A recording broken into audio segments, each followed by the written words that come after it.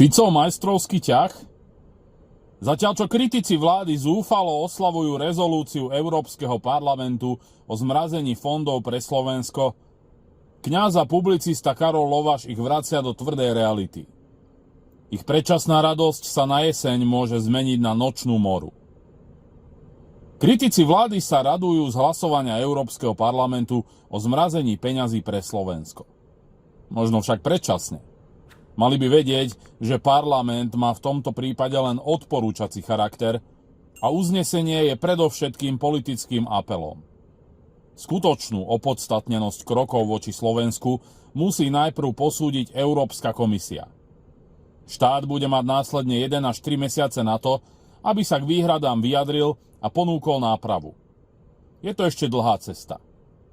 Konečné rozhodnutie totiž prijíma až Rada EÚ, a to kvalifikovanou väčšinou. Za zmrazenie musí zahlasovať aspoň 15 krajín, predstavujúcich 65% populácie EÚ.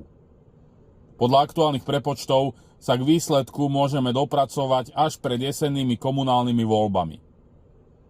Ak bude Robert Fico v diplomácii úspešný a Slovensko o peniaze nepríde, nemôže si želať lepší záver kampane. Je navyše chválihodné, že proti krajine napriek výhradám voči vláde nehlasoval žiadny zo slovenských europoslancov. Predkladateľ návrhu, nemecký politik za stranu zelených Daniel Freund, v minulosti žiadal odobratie financií aj pre Maďarsko a Poľsko. Zo 720 poslancov napokon za jeho aktuálny protislovenský návrh hlasovalo 418 zákonodárcov. 211 bolo proti a 91 sa zdržalo. Ursula von der Leyenová, poučená príbehom Viktora Orbána, zrejme nepôjde do otvoreného stretu s Ficom. Prečo by mala ísť? V zásadných veciach ju vždy, na rozdiel od dnes už bývalého maďarského premiéra, podržal.